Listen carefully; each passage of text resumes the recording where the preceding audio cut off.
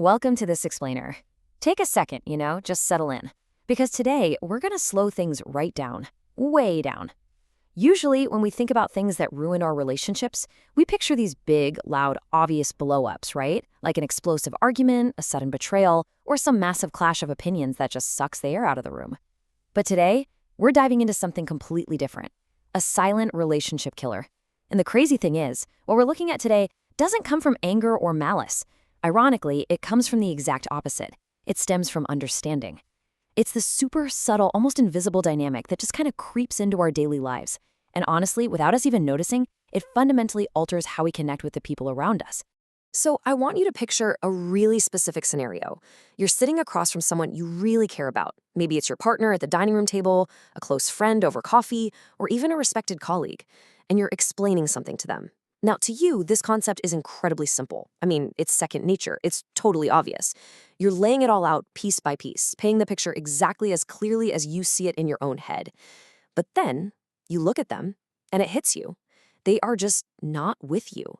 You get that totally familiar, awkward blank stare. They look super confused, their brow is furrowed, and suddenly you feel this sharp, cold sense of disconnection.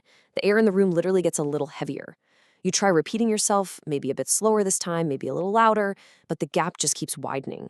It begs the question, why do our easiest, most straightforward explanations just completely fall flat? Why does trying to share something you know so intimately well suddenly leave you feeling, well, completely isolated in that room?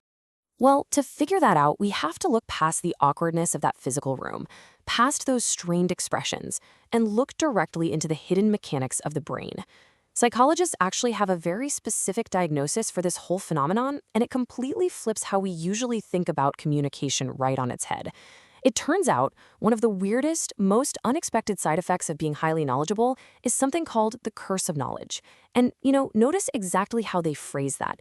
They don't call it a communication gap, it's not a learning curve, it is literally a curse. And the ultimate irony here is that the victim of this curse isn't the confused person sitting across from you, the target is the expert, the person who knows entirely too much. Your own high level of knowledge is actually the very thing working against you. The root cause of this curse is honestly pretty fascinating, but also kind of frightening. Just think about this profound psychological reality for a second. Once you understand something deeply, it becomes incredibly hard to remember what it feels like not to know it. Just let the weight of that sink in. Crossing the threshold into deep understanding literally erases your memory of your own past ignorance. It's kind of like this heavy steel door locks behind you the exact second you finally grasp a complex concept. You literally can't go back. You physically and neurologically cannot put yourself back into the shoes of someone encountering this exact same information for the very first time. You've completely lost the empathy of the beginner, just because your brain has fully and efficiently integrated the knowledge. Your mind has completely overwritten the struggle, and it only leaves the solution behind. And because you literally can't remember what it feels like to be that beginner, your whole way of communicating fundamentally changes. See, in your head, you think you're providing the complete explanation, right? You believe you're building the sturdy, continuous bridge, walking your listeners safely from point A to point Z. Every plank is perfectly in place. But the reality? The reality is actually much different. What you're really giving them is a series of skipped steps. When you explain things under the influence of this curse, you're totally omitting the crucial bridges that a beginner desperately needs to cross over to your side. You leave out the context, the basic definitions, the connective tissue of the whole idea. And why? Because to your expert brain, those bridges are so incredibly obvious, so deeply ingrained, that they don't even register as necessary anymore. You just assume the other person can make the leap without realizing you're asking them to cross a massive chasm without a rope. So this whole thing builds into a truly frustrating, tragically ironic cycle that plays out in our everyday lives over and over again. It starts simply enough, right? Step 1, you understand a topic deeply. You've put in the hours, done the reading, you are the absolute expert. But then step 2, because of that hard-won expertise, you completely forget the feeling of ignorance. That visceral memory of the struggle, the confusion, the trial and error. It just fades completely away. And finally, step 3, because that struggle is forgotten, you skip steps without even realizing it. Your deep knowledge is actively manufacturing a total breakdown in communication. Your brain's incredible efficiency is effectively short-circuiting your ability to relate to another human being who is just a few steps behind you on the path. You're basically completely unintentionally punishing them for not knowing what you forgot you once didn't know.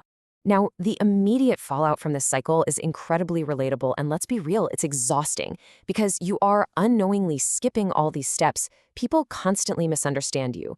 And when people misunderstand you over and over again, conversations become deeply frustrating. You start feeling like, man, they just aren't listening, or maybe you think they aren't trying hard enough. But on the flip side, they feel like you're speaking an entirely different language. Or worse, they might think you're being intentionally opaque and impatient. Everyday interactions like sitting around the dinner table, a quick morning meeting, or just chatting in the car, they devolve into this mutual, awkward frustration. What started as a genuine, warm intent to share your knowledge suddenly turns into this cold battle of crossed wires and misaligned expectations. And listen, this isn't just a minor, fleeting annoyance. This actually brings us to the real emotional core of our explainer today. The real danger here is that because of these constant, frustrating misalignments, relationships can slowly suffer. It doesn't happen all at once in some fiery crash. No, it's a slow, quiet erosion. Over time, the person on the receiving end simply stops asking questions because they're terrified of feeling stupid or being a burden. And the person explaining, well, they slowly stop sharing, desperate to avoid feeling that familiar sting of frustration. The curse of knowledge quietly builds a wall, literally brick by brick, out of skipped steps, heavy sighs, and blank stares. Slowly, almost imperceptibly, it isolates you from the very people you care about the most. It's such a profound and honestly tragic irony. Think about it. From the time we're little kids, we're taught that knowing more is always better, that knowledge is power and expertise brings people together. But the reality is way more complicated. Sometimes intelligence doesn't improve communication. It accidentally makes people feel left behind. You wanted to bring them into your world, right? To share this beautiful, complex piece of your mind. But your intelligence acted as an invisible barrier instead of a welcoming bridge. By failing to translate your deep, nuanced understanding back into the simple, vulnerable language of the beginner, you accidentally abandoned them in the dark. Your light was so bright, it completely blinded them, leaving you standing there entirely alone in your expertise. So I want to leave you with a lingering thought as we wrap up this explainer today. I want you to take a long, hard look at your own everyday conversations. Think about all those times you've felt that creeping frustration because someone, just wasn't getting it. Is it possible that the failure wasn't actually in their ability to understand, but in your inability to remember what it was like not to know? Ask yourself, right now, is your intelligence accidentally isolating you? Let that sit for a second. Thank you so much for taking the time to explore this silent dynamic with me. The very next time you find yourself explaining something simple and you catch that awkward blank stare, remember to double-check your steps. You might just save a connection.